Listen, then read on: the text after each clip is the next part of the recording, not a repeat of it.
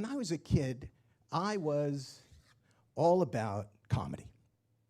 This disappointed my immigrant family, who wanted a doctor or a lawyer, and they just didn't understand. They barely spoke English. Let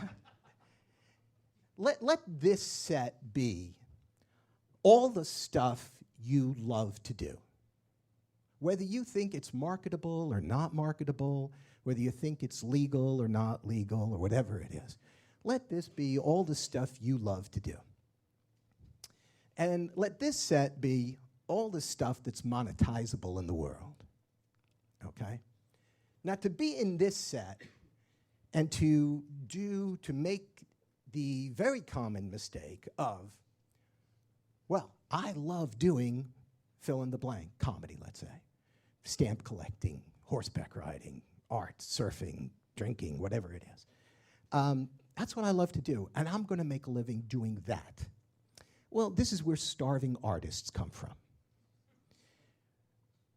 If you live over here in this set of everything that's monetizable, and you don't care at all about this, that's where a lot of failures come from, and a lot of unhappy people come from here, if that's all you're focused on.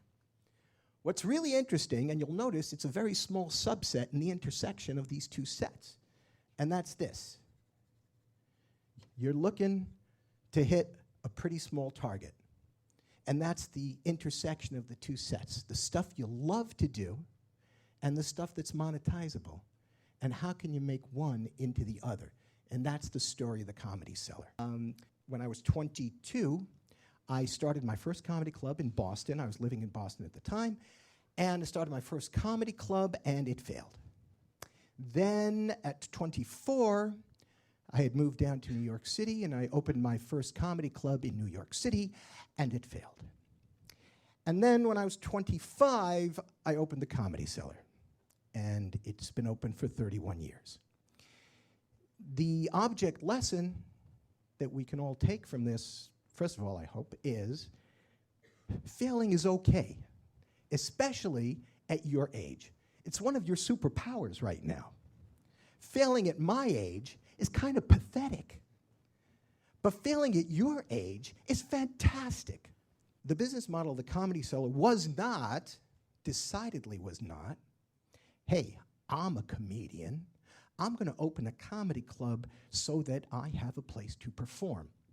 That business model would have lasted about 2 weeks, because first of all, I was not that good, and I kind of knew it.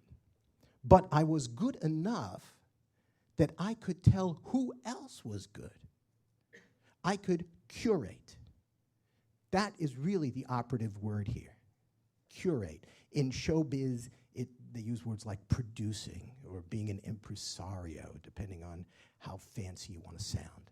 But because I was a player, I understood, and maybe it's one of the odd skill sets that I have, I understood how to tell who was great and who was almost great, and who was very good, and who was pretty good, who was almost pretty good, and who was really stunk. There are three basic principles, three axioms that whenever I have succeeded at something, it's because I've adhered to these three axioms, and whenever I have failed, when I look at it, I realize I did not adhere to these axioms. And the first axiom is no. If you're going to get what you want, if you want to get what you want, you have to know what you want. Is what do you love to do? Start there. So knowing what you want, even if you never get it. We can talk about how do you get it and the odds of getting and all that stuff. But first, you got to be honest, you got to know. The second is you got to see. You have to, and this sounds pretty Tony Robbins, but honest to God, you've got to envision yourself having it.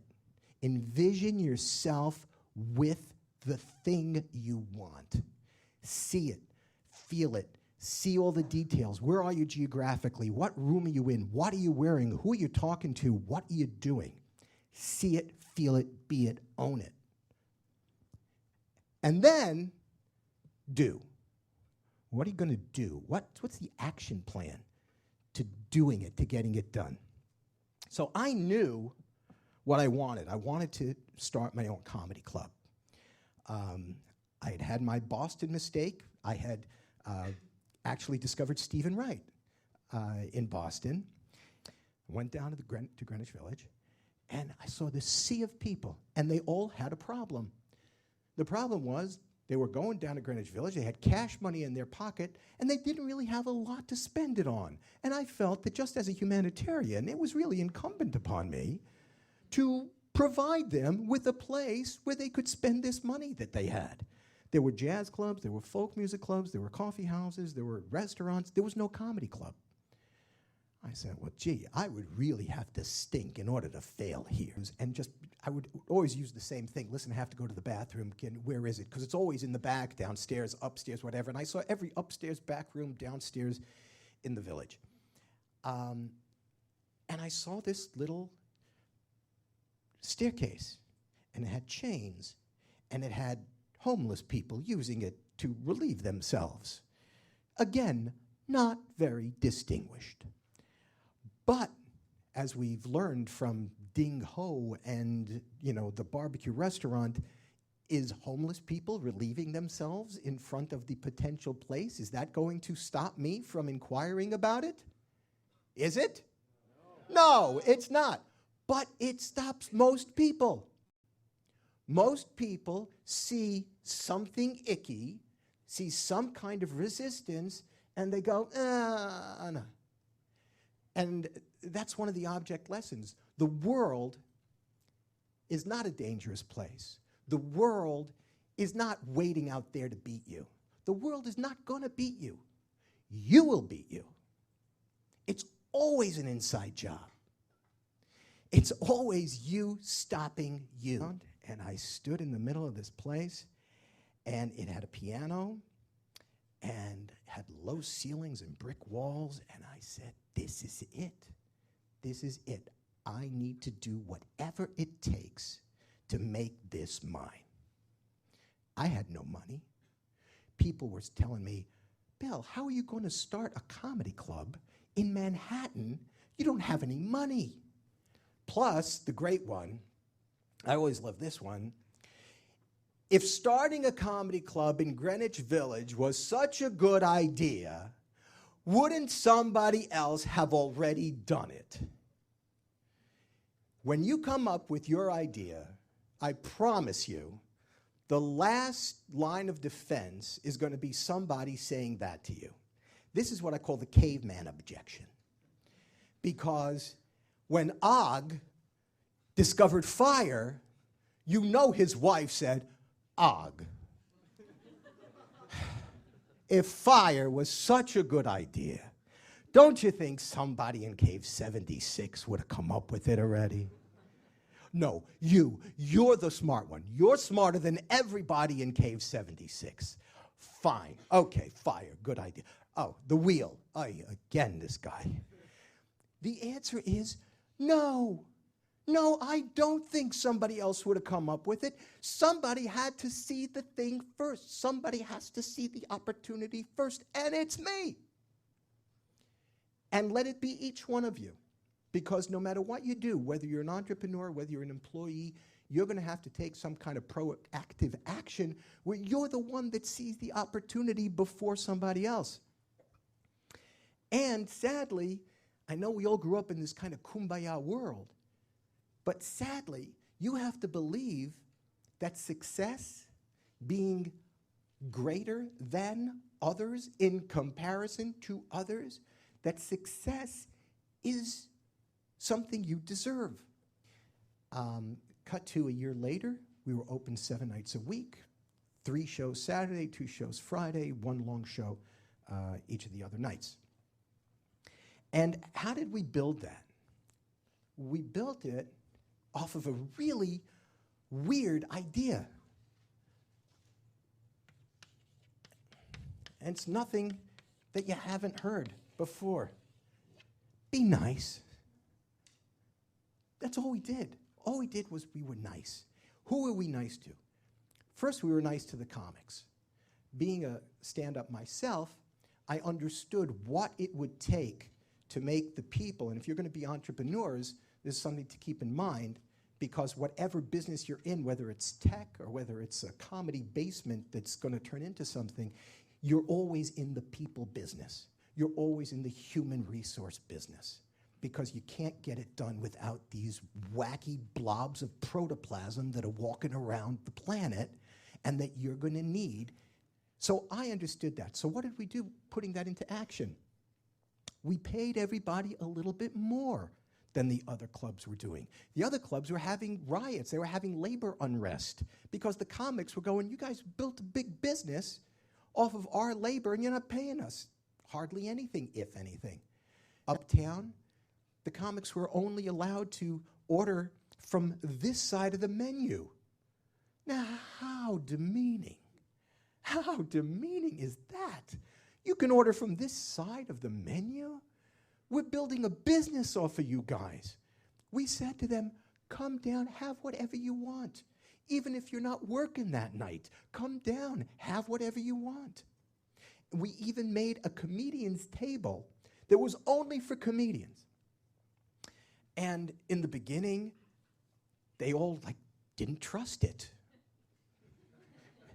We're going to get slimed. Something bad is going to happen at the comedian's table. But it became the hangout, and it was, even if it wasn't good business, which it was good business, even if it wasn't good business, Manny and I, that's the kind of people we want. We wanted this to be a place where people, even in the middle of New York, the most ruthless, faceless, nobody cares about, nobody place, let this place be an island. And pretty soon, at the comedian's table, Jerry Seinfeld, Chris Rock, Dave Chappelle, Louis C.K., Tony Rock, Ray Romano. If we ever had a situation where some guy didn't show up for his 10:20 spot, no problem. Just went upstairs. Hey, does anybody want to do? He's at Catch. He can't do a spot. Traffic, whatever. Do you want to do the spot? And they'd be going, no, please, after you. And you're seeing $1 million show arguing with each other. No, Chris, you go. No, Jerry, you go. Ray, no, you already did it. No, fine, you go. It was insane. So that's the kind of respect and value that we were showing to the human resources. On the other end, with the customers, I would stand outside the club every night, and I would shake everybody's hand as people walked out. So I had been on stage. I was the MC in those days, and my bar was, in order to get on the stage, you had to be better than me. That was my bar, because if you were not better than me, I would do the time. Why would I give up the time? So people had just seen me on stage, and hopefully things went very well, and then they would see me outside, asking them, how was the experience? What did you like? What did you not like? And if somebody said, oh, it was all fantastic, I'd go after and say, yes, it was all fantastic. What was the least fantastic part? Anything from the waiters to the drinks to the food to the comics to me to anything, tell me, because I want to make it better. And very few people who are in any walk of life, whether you're an entrepreneur or anything, very few people want to hear the bad. And fewer people want to aggressively go after the bad. Those were the pillars that we built the club on.